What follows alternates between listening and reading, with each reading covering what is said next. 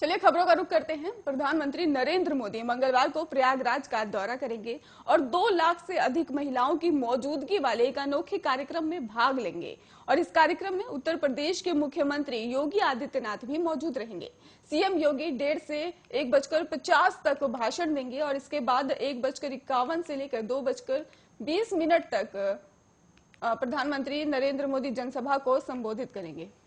प्रधानमंत्री कार्यालय ने बताया है कि यह कार्यक्रम महिलाओं को सशक्त बनाने के लिए विशेष रूप से जमीनी स्तर पर और उन्हें आवश्यक कौशल, प्रोत्साहन और संसाधन प्रदान करने के प्रधानमंत्री मोदी के दृष्टिकोण के अनुरूप आयोजित किया जा रहा है। और पीएम मोदी ने कहा है कि वो इसमें एसएचजी के खातों में ही 1000 करोड़ रुपए की राशि हस्तांतरित करेंगे, इससे जिससे कि लगभग 16 लाख महिला सदस्यों को लाभ पहुंचने वाला है। और पीएम मोदी ने बताया है कि व्यापक अधिकर्ता सखियों को भी प्रोत्साहित करने के लिए प्रधानमंत्री उनमें से खाते में जो है पहले महीने के वजीफे के रूप में 4000 की राशि भी ट्रांसफर करेंगे। और जब बीसी सखियां जमीनी स्तर पर ही वित्तीय सेवाओं के प्रदाता के रूप में ही अपना काम शुरू करती है तो उन्हें 6 महीने के लिए 4000 रुपए का वजीफा दिया जाता है, ताकि वे अपने काम में स्थिर हो जाएं और फिर लेन देन पर कमीशन के माध्यम से ही कमाई शुरू करें।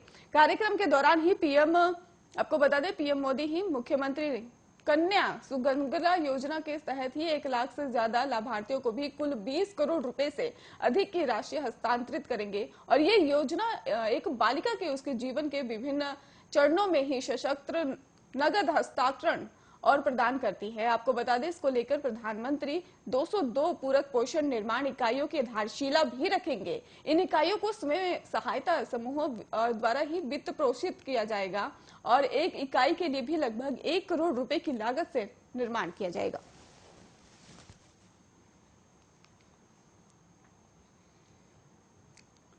लखीमपुर खीरी मामले में गृह राज्य मंत्री अजय मिश्रा टेनी को लेकर संसद से लेकर सड़क तक हंगामा हो रहा है। विपक्ष इस्तीफा मांग रहा है, लेकिन देश की सुरक्षा की जिम्मेदारी उठाने वाले टेनी का 6 दिन से कोई सुराग नहीं है।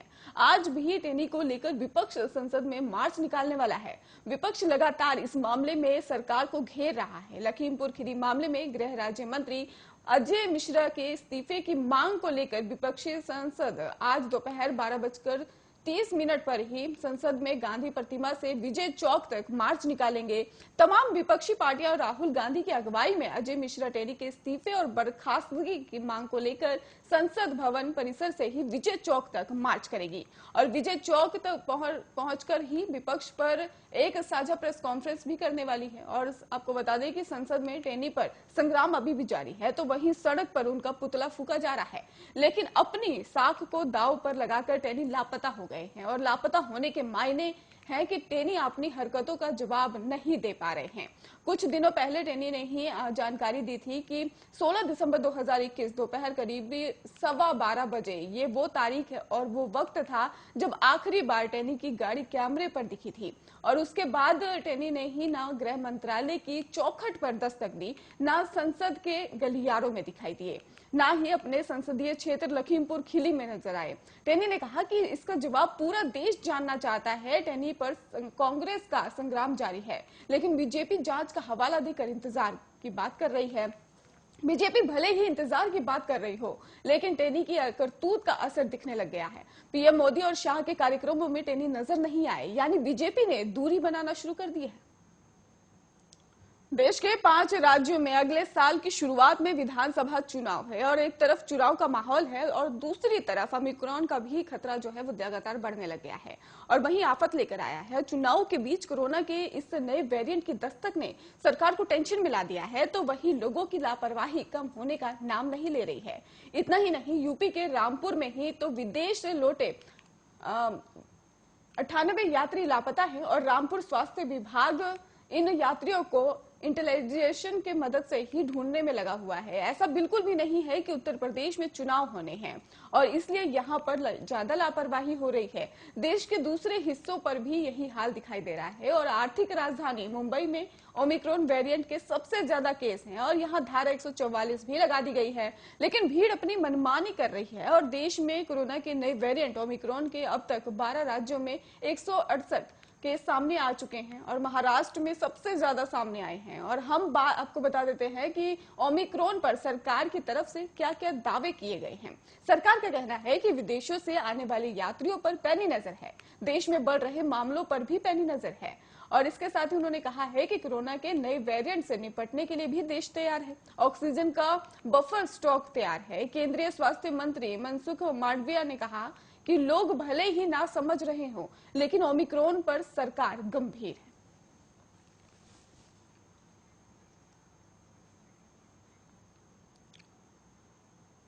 देश की राजधानी दिल्ली में कड़ाके की ठंड पड़ रही है। मौसम विभाग की ओर से दी गई जानकारी के अनुसार दिसंबर की शुरुआत तो 15 दिन का मौसम जो है वो इस बार 6 सालों में सबसे ज्यादा ठंडा रहा है। और इसके साथ ही वही दिल्ली में गुणवत्ता की हालत बदतर हो रही है। और हवा की गुणवत्ता और मौसम पूर्वानुमान बताने वाले एजेंसी सफर के मुताबिक दिल्ली का AQI 316 है, जो बहुत खराब श्रेणी में आता है। उत्तर प्रदेश के हवा की गुणवत्ता पर नजर डालें तो यहाँ स्थिति खराब श्रेणी में दिखती है और राज्य का AQI इस वक्त 273 है। वहीं अगले कुछ दिनों में ही भी हालात इससे भी खराब होने की संभावना जताई जा रही है। बिहार में हवा की गुणवत्ता में अभी कुछ खास सुधार नहीं देखने को मिल रहा है। राज्य का AQI 277 है, जो खराब श्रेणी में आता है। और वहीं आने वाले दिनों में भी हवा की गुणवत्ता इसी प्रकार बने रहने का भी अनुमान जताया गया है।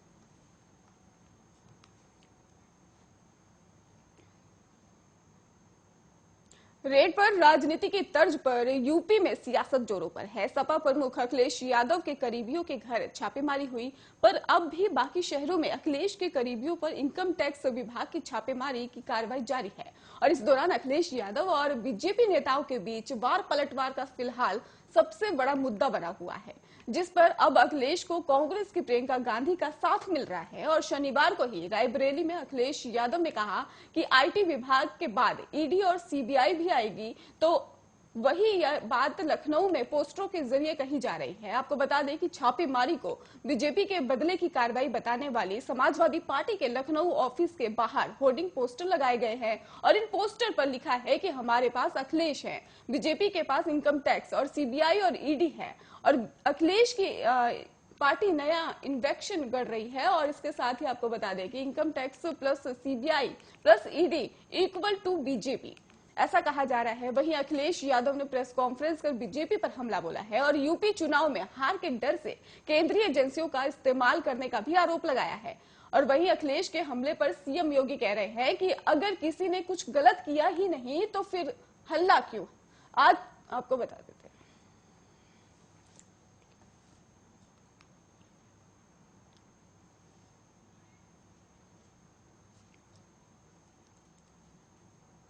सरकार होने पर होगा।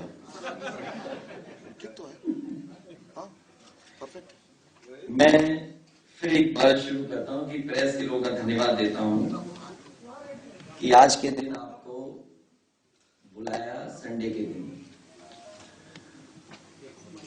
मैंने कई मौकों पर कहा जब आपसे बातचीत हुई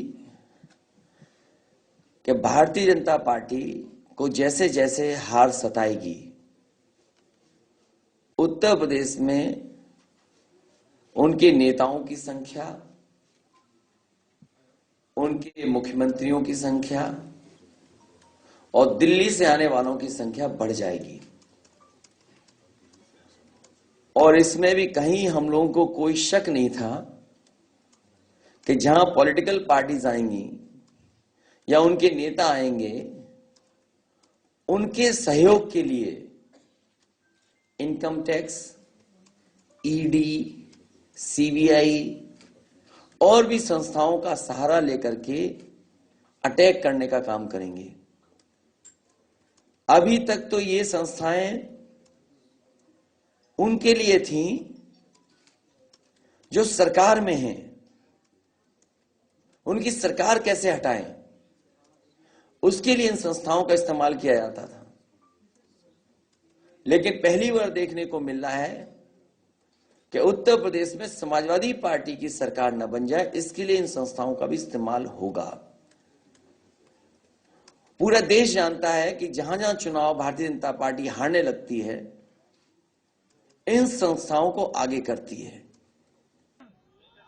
प्रदेश वही ये चेहरे वही कल मैं देख रहा था, इनकम टैक्स के छापे पड़ रहे थे, लेकिन समाजवादी पार्टी को पीड़ा हो रही थी। तो एक व्यक्ति से मैंने पूछा, मैंने कहा ये सब क्यों हो रहा है? तो मीडिया के उस पत्रकार ने कहा साहब आपको मालूम नहीं चोर की दाढ़ी में तिनका। मैंने कहा क्या मतलब? कहा कि 5 साल में किसी व्यक्ति की संपत्ति 200 गुना बढ़ जाएगी, क्या कोई इसके बारे में सोचता था क्या? लेकिन समाजवादी पार्टी की सरकार में सब देखने को मिलता था। भाइयों बहनों, आप सबसे मैं कहने के लिए आया हूं, आप मुझे बताइए, ये तो मथुरा, वृंदावन, बरसाना, गोकुल, नंदेड़ आदि 3 स्थल बनाए गए हैं, क्या ये सपा, बसपा या कांग्रेस कर पाती? क्या अयोध्या में राम मंदिर का निर्माण लोग कर पाते? के नेता हैं, उनको तंग करने के लिए, उनको सताने के लिए करती है, अपनी एजेंसीज का इस्तेमाल करती है। तो हम 7 सालों से देख रहे हैं, इसमें कोई नई बात तो है नहीं। बहुत स्पष्ट है, चुनाव के समय विकास की बात होनी चाहिए। जो सरकार कर रही है जनता के लिए, जनता को वो मुद्दा उठाना चाहिए। सरकार अपनी एजेंसियों को ऐसे ही इस्तेमाल करती है, जहाँ भी जब भी चुनाव आता है किसी न किसी को प्रताड़ित करते हैं। आपको लगता है अखिलेश यादव को प्रताड़ित किया जा रहा है? देखिए, डिटेल्स मुझे नहीं मालूम उनके केस के, लेकिन ये मुझे जरूर मालूम है कि जो केंद्र की सरकार है। गोपालगंज में छेड़खानी का विरोध करने पर एक युवक ने छात्रा को चाकू मार दिया। घायल छात्रा को सदर अस्पताल में ही भर्ती करवाया गया और जहां से डॉक्टरों ने गोरखपुर रेफर भी कर दिया।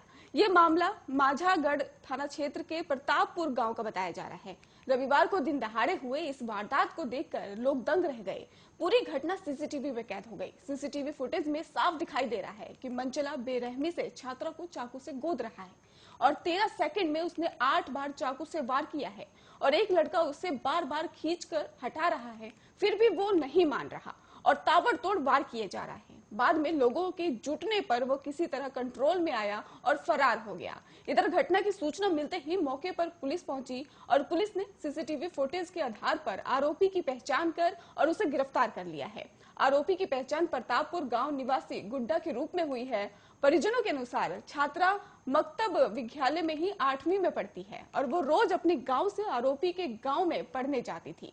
गुड्डा छात्रा को हमेशा परेशान किया करता था। इसको लेकर कई बार छात्रा के परिजनों ने उसके घर वालों से इसकी शिकायत भी की थी, लेकिन वो अपनी चालों से बाज नहीं आ रहा था। रविवार को भी छात्रा जब पढ़ने के लिए प्रतापपुर जा रही थी तभी उसने छेड़खानी की और विरोध करने पर पहले तो वो शांत हो गया। इसके बाद छात्रा के घर लौटते वक्त ही रास्ते में घात लगाकर बैठ गया। जैसे ही छात्रा अपनी 2 सहेलियों के साथ स्कूल से वापस लौट रही थी, उस पर हमला कर दिया। पीड़िता की दोनों सहेलियां डर से वहां से फरार हो गई।